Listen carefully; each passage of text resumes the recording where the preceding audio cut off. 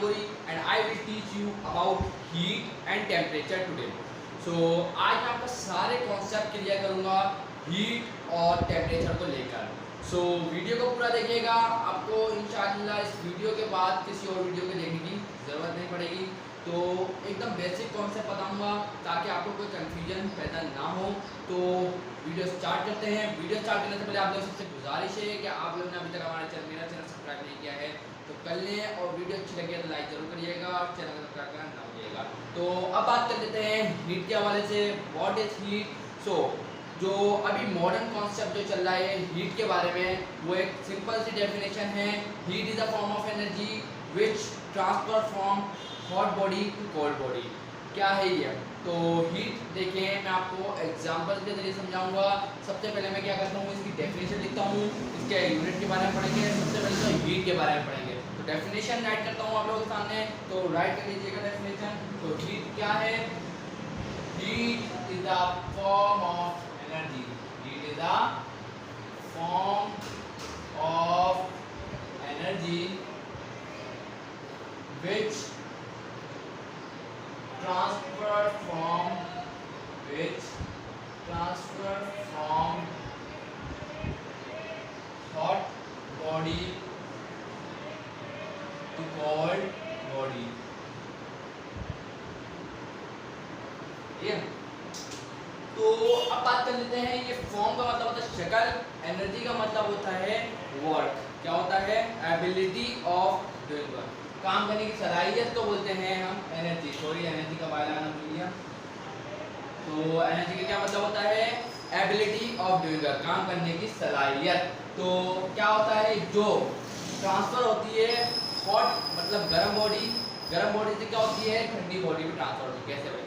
तो समझ लें, अस्यूम करें कि हमारे मेरे पास क्या है, एक क्या है ठंडा, जिसके अंदर क्या है गिलास है. गिलास में पानी है और वो बहुत गर्म है. क्या है? बहुत गर्म है. और एक दूसरा गिलास है, सही है, मैंने क्या करा, उसके अंदर पानी भरा हुआ है, सही है, पानी वो, लेकिन वो क्या है? पानी ठंडा पानी है, वो ठंडा पानी है. और ये कौन सा पानी है? हॉट वाटर है. कौन सा? गर्म वाटर. अब मैंने क्या करा, दोनों को साथ रख दिया, सही है, दोनों को साथ रख दिया ना. तो अब ये कौन सा? हॉट है, हॉट बॉडी है, समझ जाए.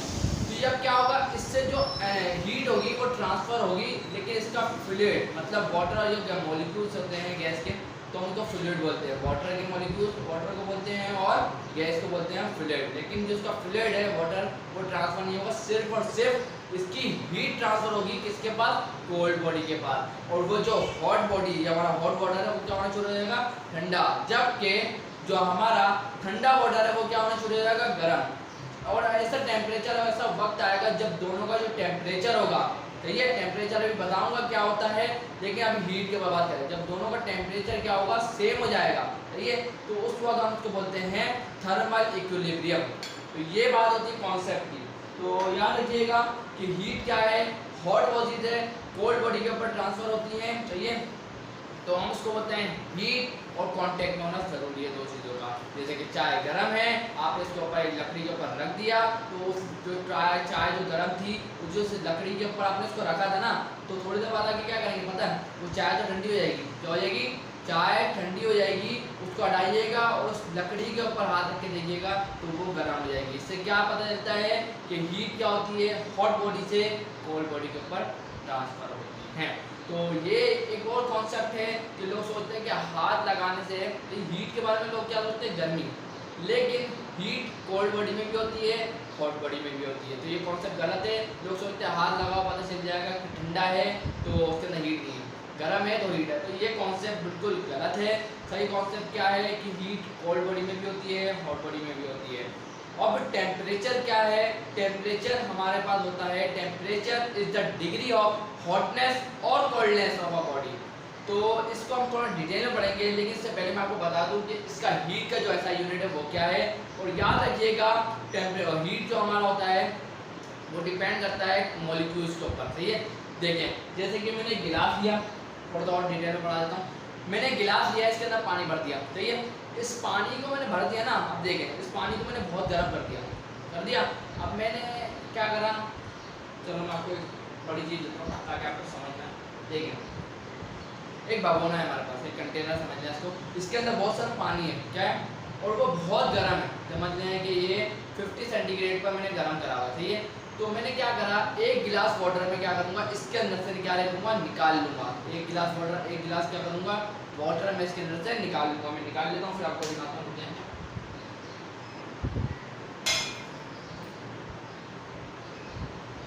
तो देखिए, तो एक गिलास वाटर मैंने क्या करा, इसके अंदर निकाल लिया। अब अगर मैं आपसे पूछूं, तो ये उसका जो टेम्परेचर था वो 50 सेंटीग्रेड था। कितना था, 50 सेंटीग्रेड।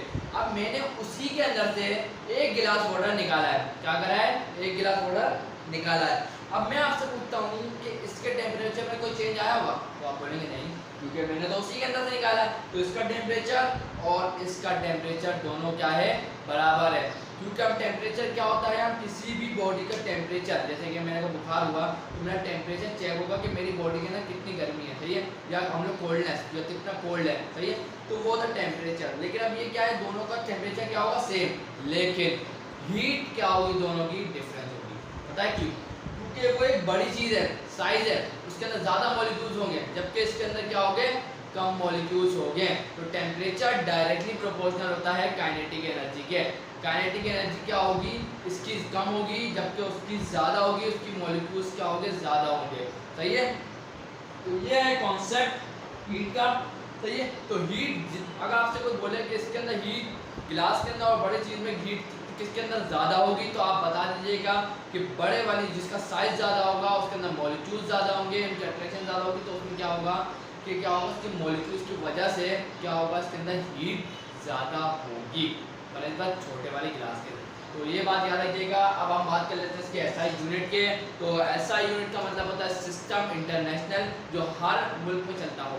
तो एसआई यूनिट क्या है, SI unit of heat is, SI unit of heat of heat is joule. क्या है, तो हम एसआई यूनिट क्या बोलते हैं इसको, जूल। वैसे कैलोरी भी होता है, लेकिन वो एसआई यूनिट नहीं होता, ये बात को याद रखिएगा। और 1 जूल कन्वर्जन भी आपको याद होनी चाहिए कि 1 कैलोरी इक्वल टू 4.12 जूल। सो मैंने बताया कि 1 कैलोरी बराबर होती है 4.184 जूल के। तो मैं बता देता हूँ, लिख देता हूँ कि 1 कैलोरी इक्वल टू 4.184 जूल के बराबर होती है। So this conversion you should know about it, सही है, आपको इस बारे में पता होना चाहिए, क्योंकि न्यूमेरिकल्स करते हुए conversion is very very important. So heat का concept I think you have understood, सही है, तो आप लोग समझ गए होंगे मेरे ख्याल से। तो अब बात कर लेते हैं टेम्परेचर और उसके कन्वर्जन के बारे में, क्योंकि टेम्परेचर हमारा स्केल होता है जिसके ज़रिए हम मेजर करते हैं। जैसे कि देख सकते हैं कि हमारे पास होता है थर्मामीटर, इसको हम क्या करते हैं, सेंटीग्रेड में मेजर करते हैं, और उसके बाद हमारे पास होता है फ़ारेनहाइट, उसके बाद होता है केल्विन, और जो टेम्परेचर का ऐसा यूनिट है वो होता है केल्विन। तो याद रखिएगा, कन्वर्जन सब बताऊँगा, वो याद रखनी है आपको। तो यहाँ पर सबसे पहले स्टूडेंट्स, तो आप बात करेंगे टेम्परेचर के बारे में। What is temperature? So temperature की जो डेफिनेशन बनती है, जो मैं आपको बताया था थोड़ी देर पहले, तो वही यही है, temperature is the degree of hotness and coldness of a body. किसी भी बॉडी के गर्म और ठंडे होने को हम टेम्परेचर बोलते हैं।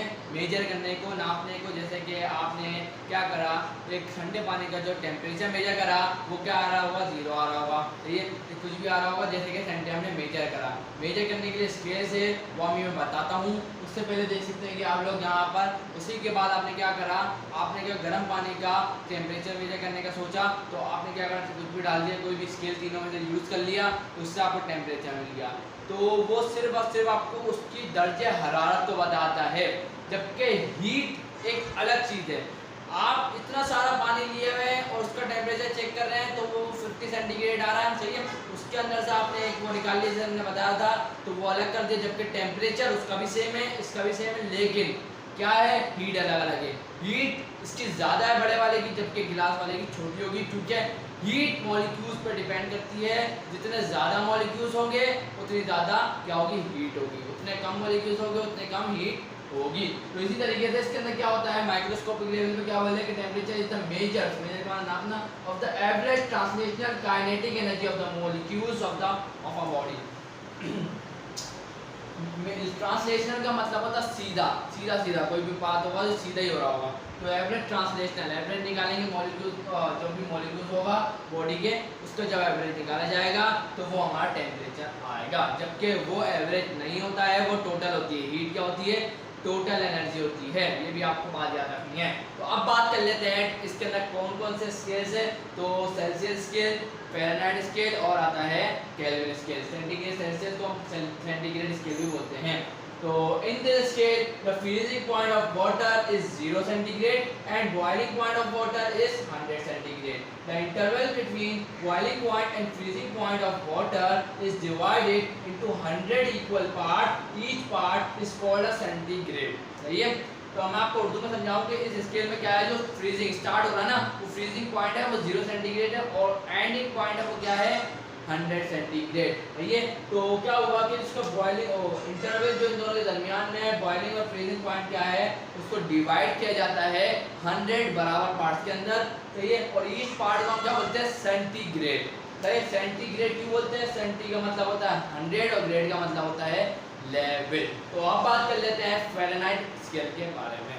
तो स्टूडेंट्स, तो अब बात कर लेते हैं फ़ारेनहाइट स्केल के बारे में। क्या है फ़ारेनहाइट स्केल? तो आप देख सकते हैं in this scale the freezing point of water is 32 degree Fahrenheit, 32 degree Fahrenheit and boiling point of water is 212 degree Fahrenheit. The interval between, जो इन दोनों के दरमियान में क्या होगा, बॉइलिंग पॉइंट और फ्रीजिंग पॉइंट जो है उनको डिवाइड किया जाता है 180 इक्वल पार्ट्स के अंदर, जिसको हम नंबर ऑफ डिवीजन कितने हैं, 180 बोल सकते हैं।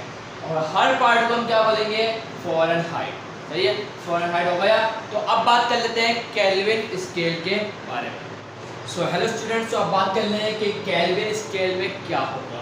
कि in this scale the freezing point of water is, इस स्केल में जो फ्रीजिंग पॉइंट है, जो स्टार्टिंग पॉइंट हम उसको बोलते हैं, वो क्या है, 273 केल्विन एंड जो आखिरी पॉइंट जो हम बोलते हैं एंडिंग पॉइंट है वो है क्या है, 373 केल्विन। जो इंटरवल जो इनके दरमियान का है बॉइलिंग और फ्रीजिंग के अंदर का, तो हमने उसको कितने पार्ट में डिवाइड करा हुआ है, 100 इक्वल पार्ट, जिसको हम बोलते हैं नंबर ऑफ डिवीजन 100 है। ईच पार्ट इसको क्या बोलते हैं, केल्विन। तो अब बात करते हैं इसके जनरल फॉर्मूले के बारे में। इसका जनरल फॉर्मूला याद रखिएगा कि हम क्या करते हैं, सबसे पहले टेम्परेचर बड़ा तो बना दिया और उसके नीचे जो भी स्केल हो, जैसे कि अभी मैंने क्या कहा, सेल्सियस वाला लिखा हुआ है, कौन सा, सेल्सियस, उसके बाद फ़ारेनहाइट और उसके अंदर केल्विन वाला, तीनों। उसके बाद इनके स्टार्टिंग पॉइंट से इनको माइनस करवाना है। Starting point of kelvin scale is 0 centigrade, starting point of fahrenheit is 32 centigrade fahrenheit और starting point of kelvin is 273 kelvin. You can see that. अब इनके नंबर ऑफ डिवीजन कितने थे, सेंटीग्रेड सेल्सियस स्केल का जो number of division थे वो 100 थे, जबकि फ़ारेनहाइट स्केल के नंबर ऑफ डिवीजन 180 थे, जबकि number of division of kelvin scale is 100। तो हमने क्या करा, इनको डिवाइड कर दिया। जब आपके पास जनरल फॉर्मूला आ जाए तो आप इनके बीच का रिलेशन आराम से मालूम कर सकते हैं। तो कैसे करेंगे, तो देखते जाएं आप क्या करते हैं। सबसे पहले क्या करेंगे, 2 का रिलेशन निकालेंगे, तो जो भी बीच में वो काट देंगे। तो सबसे पहले क्या करते हैं, रिलेशन बिटवीन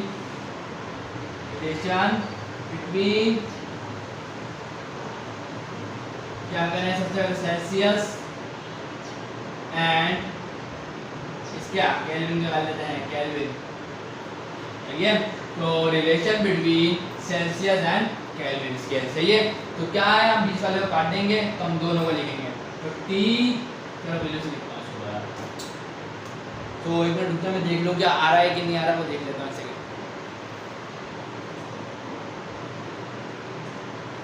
एक सेकंड का वेट कर लें ताकि आपको और चीज़ समझ में आए। तो भाई अब बात कर लेते हैं इसके बारे में, रिलेशन के। तो अब यहाँ देखें, सबसे पहले मैं यहाँ लिखूंगा, sorry, PC minus 0 divided by 100 equal to T kelvin temperature है माइनस 273 एंड डिवाइडेड बाय 100। 100 से 100 क्या होगा, कैंसल होगा। तो यहाँ क्या बचा, TC बराबर होगा TK माइनस 273। तो ये बन गया एक रिलेशन जिससे आप मालूम कर सकते हैं कि सेंटीग्रेड से अगर आपको जाना है इसमें केल्विन में, ठीक है। अगर आपको केल्विन से सेंटीग्रेड में जाना है तो क्या करेंगे पता है, सिंपल सा फॉर्मूला, इसको थोड़ा समझा दूँ, समझा दूँगा। देखें यहाँ मैं लिख देता हूँ। देखें हमारे पास क्या है, मैंने आपको दिया हुआ 0 सेंटीग्रेड, कितना दिया हुआ है 0 सेंटीग्रेड। तो मैंने आपको बोला कि मुझे ये 0 सेंटीग्रेड ना मुझे चाहिए केल्विन के अंदर, किसके अंदर चाहिए, केल्विन के अंदर। तो आप बड़े परेशान होगा कैसे करो, तो फॉर्मूला याद करें, ये ड्राइव करा था ना। तो टी सी बराबर है सेंटीग्रेड, अगर हम केल्विन में जाना है तो हम टी के -273 करेंगे, तो ये टी सी सेंटीग्रेड, सेंटीग्रेड से हमें किसमें जाना, केल्विन में। तो हम क्या करेंगे 0 में से माइनस कर देंगे 273, तो हमारे को क्या मिल जाएगा सॉरी हमने एक गलती कर दी शायद, क्या कर दी हमने, एक गलती क्या करी है कि हमने सेंटीग्रेड को ले लिया, ठीक है। अब यहाँ सेंटीग्रेड यहाँ पर आ जाएगा केल्विन वाले स्केल में, ठीक है, केल्विन वाला, तो यहाँ केल्विन की वैल्यू रखनी पड़ेगी, ठीक है। जब जाके हम किस में जाएंगे, सेंटीग्रेड में जाएंगे। तो यहाँ मेरे को रखनी पता है क्या है, मैं रख लेता हूँ 289 केल्विन, क्या रखूँगा 289 केल्विन। तो 289 केल्विन को मैं यहाँ पुट करूँगा, उसको माइनस कराऊंगा 273 से, तो 290 के इसको माइनस करा देता हूँ 273 के से, तो जो वैल्यू आएगी वो सेंटीग्रेड बन जाएगी, क्या बन जाएगी, सेंटीग्रेड, सही है। तो ये बात को आपको याद रखना है, तो ये इम्पोर्टेंट थिंग है। तो यहाँ पर कितना बच जाएगा 70 डिग्री बन जाएगी, सही है। तो हम आ जाएंगे 70 डिग्री के अंदर। तो इस तरीके से आपको बनाना है रिलेशन। तो ये अब एक और रिलेशन क्या है कि अगर आपके पास सेंटीग्रेड में गिवन हो, क्या है सेंटीग्रेड में गिवन है 70 सेंटीग्रेड, तो अब हमें जाना है केल्विन के अंदर। तो ये रिलेशन क्या है पता, इस माइनस को इधर आके प्लस कर दो, तो T के बराबर हो जाएगा TC + 273, तो ये आगे की रिलेशन। अब हमारे पास सेंटीग्रेड में गिवन है, तो ये हम क्या करते हैं पता है 273 के अंदर प्लस कर देते हैं, क्या करते हैं 273 के अंदर 70 प्लस कर देते हैं, तो 70 + 273, तो ये बराबर कितने का होगा 273 270 और 280, 80 और पूरे हो जाएगा 290, ठीक है। तो 290 के आ जाएगा बराबर केल्विन, सही है। तो ये केल्विन के अंदर जाने का तरीका है। तो अब हम क्या करेंगे, कोई दो और ले लेंगे ताकि उससे भी कन्वर्जन बने। तो अभी मिटाता हूँ, फिर मैं वीडियो स्टार्ट करता हूँ। तो स्टूडेंट्स अब बात कर लेते हैं relation between centigrade and Fahrenheit. तो यहाँ लिख देता हूँ पहले रिलेशन बिटवीन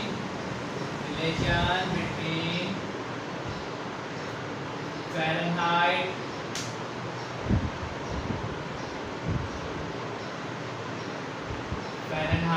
एंड सेंटीग्रेड। क्या करेंगे सेंटीग्रेड का और बात कर लेंगे दोनों के रिलेशन के बारे में, सही है। तो जब हमने क्या करा था, जब हमने रिलेशन निकाला था सेल्सियस और केल्विन का, तो बीच वाला काट दिया था। तो अब उसको नहीं लेंगे, इन दोनों को लेंगे, समझ में आ गई बात। तो यहाँ पे इन दोनों को लिख देता हूँ मैं, यहाँ पर क्या बनेंगे देखें TC - 0 और इसके बाद डिवाइडेड बाय 100, ये बराबर आएगा TS -32 और डिवाइडेड बाय 180, सही है। तो अब हम पहले एक रिलेशन निकालते हैं कि 0 को उधर भेज देता हूँ, सही है। 0 को उधर भेजेंगे तो ये क्या बन जाएगा 100 multiply by TF -32 and divided bye 180। एक 0 से एक 0 कैंसिल, 2 5 जा 10, 2 9 जा 80। तो यहाँ पर एक रिलेशन क्या बना 5/9 TF -32। तो ये एक बन गया रिलेशन।